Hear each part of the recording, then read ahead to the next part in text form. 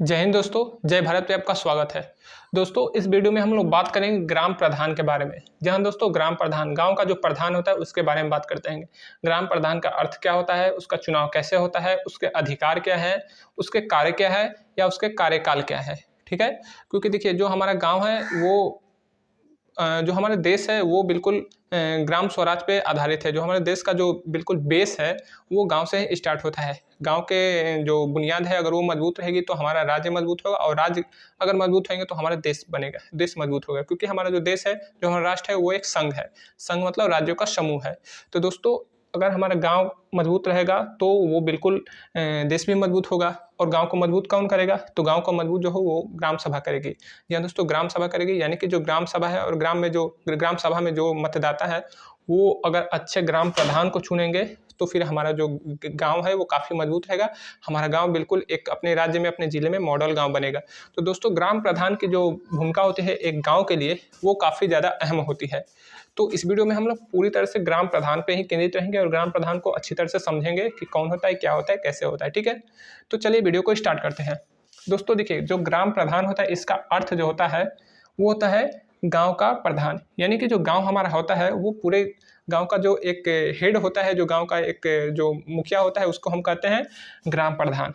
कई जगह पे मुखिया को हम लोग ग्राम प्रधान कहते हैं। यानी कि जैसे आप बिहार में चले जाएंगे तो आपका जो हम जैसे यूपी में ग्राम प्रधान कहते हैं उसी तरह वहाँ पे मुखिया का चुनाव होता है।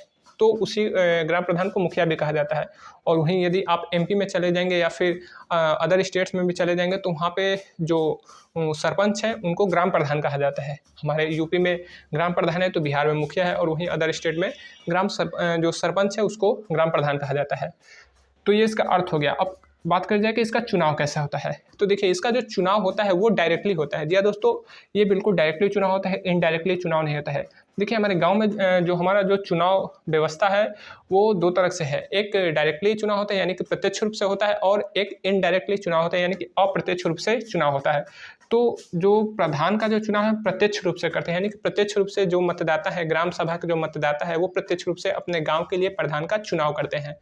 तो प्रत्यक्ष रूप से करने का मतलब कि हम जाते हैं, हमारे पास पहले से ही प्रधान पद के प्रत्याशी रहते हैं, और उनमें से जो हमको उचित लगे, जो हमें पसंद आए, जो हमारे गांव के योग्य हो, उसके लिए हम वोटिंग करते हैं और हमारा गांव का प्रधान का चयन होता है। जब से हमारे पूरे देश में, या फिर स्पेशली हम यूपी से हैं तो यूपी की बात करेंगे, उत्तर प्रदेश से बात करेंगे कि उत्तर प्रदेश में जब से पंचायती राज अधिनियम लागू हुआ है तब से त्रिस्तरीय पंचायती राज व्यवस्था लागू हुई है, और 3 स्तर का जो चुनाव है हमारे यूपी में होता है, और वो भी एक साथ ही होता है। तो त्रिस्तरीय चुनाव में जो हम प्रत्यक्ष रूप से चुनते हैं तो उसमें हो जाता है, एक हमारा वार्ड मेंबर होता है, एक ग्राम प्रधान होता है, बीडीसी होता है, और जिला पंचायत सदस्य होता है। जी हाँ दोस्तों, हम जब भी वोटिंग करने जाते हैं तो चार वोट दे के आते हैं। तो ये 4 वोट होते हैं ग्राम पंचायत के, जो ग्राम प्रधान होता है, वार्ड मेंबर होता है, या फिर बीडीसी होता है, या फिर ग्राम पंचायत जो जिला पंचायत का सदस्य है उनका हम चुनाव करते हैं। और उसके बाद चुनाव होते हैं जो ब्लॉक प्रमुख का, तो वो बीडीसी के द्वारा होता है। यानी कि बीडीसी अपने जो उनका ब्लॉक होता है उनमें से सभी लोग मिलकर अपना एक प्रमुख चुनते हैं, उसी को हम लोग ब्लॉक प्रमुख करते हैं। और फिर जिला पंचायत के जो भी जिले के सभी जो जिला पंचायत सदस्य होते हैं वो उनमें से अपने बीच में से एक जिला पंचायत अध्यक्ष का चुनाव करते हैं। तो ये इनडायरेक्टली हो जाते हैं, क्योंकि इन्हें हम नहीं देखते हैं कौन किसको चुन रहा है। ये तो हमने तो जिला पंचायत सदस्य को चुन दिया, और बीडीसी को, वार्ड मेंबर और बीडीसी को चुन दिया, और वो अपने प्रमुख के चुनते हैं और जिला पंचायत अध्यक्ष को चुनते हैं। तो वो इनडायरेक्टली चुनाव हो जाते हैं, अप्रत्यक्ष रूप से। लेकिन प्रधान को, जो कि खास हमारे गांव के लिए काफ़ी महत्वपूर्ण पद होता है, और इसीलिए काफ़ी मारामारी भी होती है इस पद को लिए। इसको पाने के लिए लोग पैसे को पानी की तरह बहाते हैं, कुछ भी करने को तैयार होते हैं। यहाँ तक कि देखते हैं कि मर्डर तक हो जाते हैं, आपसी रिश्ते जो है वो टूट जाते हैं, बहुत चीज़ें जो नहीं होने चाहिए वो भी हो जाता है। तो ये गलत बात है। अब इसको देखते हैं कि इसके अधिकार क्या हैं। जी हाँ दोस्तों, अधिकार की अगर बात करें तो ग्राम प्रधान को काफ़ी ज़्यादा हमारे संविधान द्वारा अधिकार प्राप्त है, और सरकार भी इसको और मजबूत बनाने के लिए प्रयासरत है। ग्राम प्रधान को बहुत सारे अधिकार मिले हैं। अगर अधिकार की बात की जाए तो ये चाहे तो आपके गांव को आपको हर सुविधा दे सकता है, अगर ये चाह दे तो। अगर इसीलिए कहा जाता है कि गांव का जो प्रधान का चुनाव होता है इसमें काफ़ी आप लोग सक्रिय रहिए। किस तरह से कौन सा व्यक्ति चुनाव लड़ रहा है उस पर आप लोग खासा ध्यान दीजिए। वो व्यक्ति कैसा है, शिक्षित है कि नहीं, क्योंकि शिक्षा बहुत बड़ी रोल अदा करती है। और साथ ही साथ केवल किताबी ज्ञान नहीं, व्यवहारिक ज्ञान भी और सामाजिक ज्ञान भी। अगर जिस व्यक्ति के अंदर ये चीज़ें होती हैं, किताबी ज्ञान, व्यवहारिक ज्ञान और सामाजिक ज्ञान, तो वो व्यक्ति अपने गाँव को काफ़ी ज़्यादा अच्छा बना सकते हैं, अपने गांव को एक पूरे राज्य के लिए एक मॉडल बना सकता है।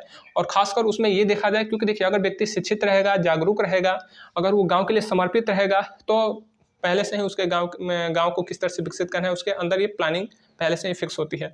तो वैसे लोगों का चयन कीजिए जो आपके गांव को एक पहले से स्ट्रक्चर बना के रखें कि गांव को किस तरह से व्यवस्थित किया जाएगा। गांव की जो जल जमाव की समस्या है, क्योंकि आज मैक्सिमम गांव में जल जमाव की समस्या है, उसको वो कैसे हल कर पाएगा, पहले से उसके अंदर वो चीज़ें हैं कि नहीं है, वो उसके अंदर वो काबिलियत है कि नहीं है, जो आपसी झगड़े हैं वो गाँव को किस तरह से क्लियर करेगा, गाँव में जो बिजली की समस्या है उसको वो कैसे हैंडल करेगा। तो चाहे तो वो शिक्षा का, बिजली का, पानी का या फिर अन्य जो भी विषय है उनको वो बहुत अच्छी तरह से हैंडल कर सकता है। राज्य जो सरकारें हैं, जो राज्य सरकार है उस राज्य का, यानी खासकर यूपी के, तो उसको काफ़ी ज़्यादा अधिकार देती है, उसको अपने गांव को विकसित करने के लिए काफ़ी ज़्यादा अधिकार मिलते हैं। और अगर बात की जाए यूपी की, तो यूपी में हमारा जो यूपी क्या पूरे इंडिया में संविधान द्वारा इनको 29 अधिकार मिले हुए अधिकार, तो वैसे बहुत सारे इनको अधिकार है। ये तो चाहे तो अपने गांव में कुछ भी बनवा सकते हैं, कुछ भी गांव के लिए विकास करवा सकते हैं, बस गांव के लिए वो उचित होना चाहिए।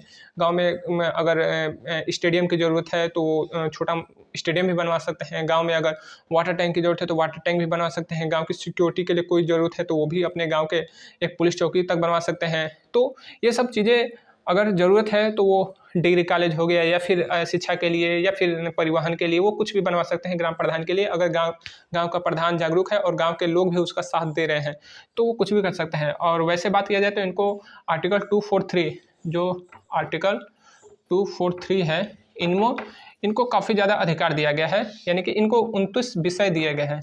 ये जो 29 विषय दिए गए हैं, एक ग्राम सभा के लिए 29 विषय दिए गए। 29 विषय में आपका जो शिक्षा हो गया, स्वास्थ्य हो गया, फिर परिवहन हो गया, आपका खेल का मैदान हो गया, फिर कृषि के लिए, पशु चारागाह के लिए, बिजली के लिए, तमाम चीज़ें 29 विषय बहुत बड़ा विषय है। आप लोग समझ सकते हैं कि बहुत ये कुछ भी कर सकते हैं, कुछ भी करवा सकते हैं। अपने गांव के विकास के लिए बहुत सारे अधिकार मिले, उनको अच्छा खासा धन भी सरकार आवंटित करते हैं। जी हाँ दोस्तों, अगर आपके गांव में कुछ समस्या है और अगर प्रधान कहता है कि मुझे बजट की कमी है, तो बजट की कमी बिल्कुल भी नहीं है। आज के समय में तो सरकार इनको बहुत पैसे दे रही है, बहुत फंड दे रही है, हर चीज़ के लिए इनको बहुत अच्छा खासा पैसा मिलता है। अगर वो व्यक्ति काम करना चाहें तो अपने गाँव के लिए गाँव को एक अपना सोने का गाँव बना सकता है, इतना पैसा आता है। ठीक है, तो आर्टिकल 243 यानी कि 243 में इनको 29 अधिकार दिए गए हैं और वो आसानी से इस कार्य को कर सकता है। तो जो इनको अधिकार दिए गए हैं तो उन्हीं के साथ साथ ये कार्य कर सकते हैं, यानी कि अपने अधिकारों को, दायित्वों को निर्वहन करते हुए अपने उस तरह के कार्य कर सकते हैं। कार्य में मैंने आपको बता ही दिया कि 29 तरह के इनको 29 विषय पे कार्य करने का अधिकार है, और चाहे तो बहुत कार्य कर सकते हैं, लेकिन संविधान में उनको 29 विषय पे कार्य करने का अधिकार है। क्योंकि आर्टिकल 243 है उसमें इनको 29 अधिकार मिले हैं, और हमारे जो शहरीय निकाय हैं, यानी कि जो नगरीय निकाय हैं, तो उनको 18 अधिकार मिले हैं। इनको हम बाद में किसी वीडियो में बात कर लेंगे। जो हमारा जो नगरीय निकाय है, जिसमें कि नगर निगम होता है, नगर जो परिषद होती है, या फिर नगर पंचायत हो जाती है, तो इसमें उनको 18 अधिकार दिए गए हैं। तो ये बिल्कुल इन्हीं से मिलता जुलता का, कोई ज़्यादा उसमें अंतर नहीं होता है। तो ये ग्राम प्रधान अपना गांव के लिए बहुत कार्य कर सकता है। बात की जाए इसका कार्यकाल, तो देखिए दोस्तों, इसका कार्यकाल जो होता है वो 5 साल के लिए होता है। किसी भी गांव के लिए जो ग्राम पंचायत का जो समिति का गठन होता है, जो हमारे ग्राम पंचायत में 6 समितियों का गठन होता है, तो उनका कार्यकाल 5 वर्ष के लिए होता है। जी हाँ दोस्तों, उनका कार्यकाल 5 वर्ष के लिए होता है। जो ग्राम सभा होती है दोस्तों, एक बात इसमें आपको मैं क्लियर बता दूं कि ग्राम सभा होती है, इसका कोई कार्यकाल नहीं होता है। ग्राम सभा जो है वो बिल्कुल हमेशा के लिए होती है, जबकि ग्राम पंचायत जो होती है वो 5 साल के लिए कार्य करती है। तो ग्राम पंचायत 5 साल के लिए काम करते थे, और जो ग्राम सभा है वो अनिश्चित काल के लिए होती है, इसमें कोई इसको बाउंडेशन नहीं है। और प्रधान का कार्यकाल जो होता है 5 साल के लिए होता है। जी हाँ दोस्तों, 5 साल के लिए प्रधान का कार्यकाल होता है, और जो ग्राम पंचायत सदस्य लोग होते हैं उनका भी कार्य 5 साल के लिए होता है।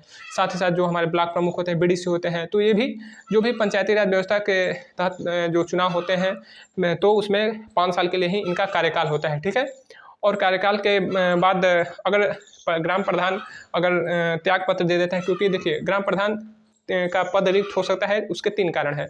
या तो वो खुद त्याग पत्र दे दे, यानी कि कोई गांव में कुछ ऐसी घटना घटित हो जाती है, या कुछ ऐसा वो अपने ग्राम पंचायत के लिए कुछ गलत काम कर देता है, तो वो खुद ही त्याग पत्र दे देता है। या फिर उसको जो ग्राम पंचायत के जो सदस्य हैं वो उसको हटा सकते हैं, अविश्वास प्रस्ताव के द्वारा उसको हटा सकते हैं। या फिर अगर ग्राम सभा के लोगों को लगे, क्योंकि ग्राम सभा के कई ग्राम सभा मिला के ही ग्राम पंचायत का निर्माण होता है, तो अगर ग्राम सभा के लोगों को लगे कि ग्राम पंचायत के सदस्य भी गलत काम कर रहे हैं और ग्राम प्रधान भी गलत कार्य कर रहे हैं, लेकिन ग्राम पंचायत के सदस्य जो है अविश्वास प्रस्ताव नहीं ला रहे हैं और वो मिलजुल के गाँव के जो बजट आ रही है या गाँव में जो गलत काम है उसको मिलजुल के कर रहे हैं, तो ग्राम सभा खुद जो गांव के 50% लोग हैं उनका सिग्नेचर करके और एक लेटर लिख के अपने डीएम के पास जाके इनकी शिकायत कर सकती है। और फिर डीएम जो है डीपीआरओ जो होता है राज्य का, जो डिस्ट्रिक्ट पंचायत राज ऑफिसर, और फिर जो बीडीओ होता है उनको लेकर गांव में एक बैठक कर सकता है। और करने के बाद गांव का जो भी उनको सूचना दी गई है कि इन्होंने भ्रष्टाचार किया है तो या फिर उन्होंने गलत काम किया है तो उसको वो जाँच करेगा। अगर जाँच में वो चीज़ें सही पाई जाती है तो जो ग्राम प्रधान है, ग्राम प्रधान इसको वो हटा देगा। तो वो हटा देगा और फिर हटाने के बाद अगर ग्राम प्रधान को अगर सरकार हटा रही है तो फिर वो अगले चुनाव में, अगर अगला चुनाव फिर होता है जो अल्पावधि चुनाव होगा, उसमें वो अपनी उम्मीदवारी भी पेश नहीं कर पाएगा। ये संविधान में वर्णित है कि अगले चुनाव में अगर आपको रिस्ट्रिकेट किया गया है सरकार के द्वारा, अगर आपको सस्पेंड किया गया है तो आप अगला चुनाव नहीं लड़ पाएंगे। तो ग्राम प्रधान का जो कार्यकाल होता है 5 साल का होता है, लेकिन वो 3 तरीकों से, मैंने आपको बताया 3 तरीके के, त्यागपत्र देके अविश्वास प्रस्ताव द्वारा उनको हटाया जा सकता है, या फिर ग्राम सभा उनको डीएम से कह के राज्य सरकार के द्वारा उनको हटवा सकती है। तो ग्राम प्रधान का पद जो है 3 तरीके से खाली किया जा सकता है। तो दोस्तों उम्मीद करूँगा कि आपको मेरी ये पूरी जानकारी जो है समझ में आ गई होगी।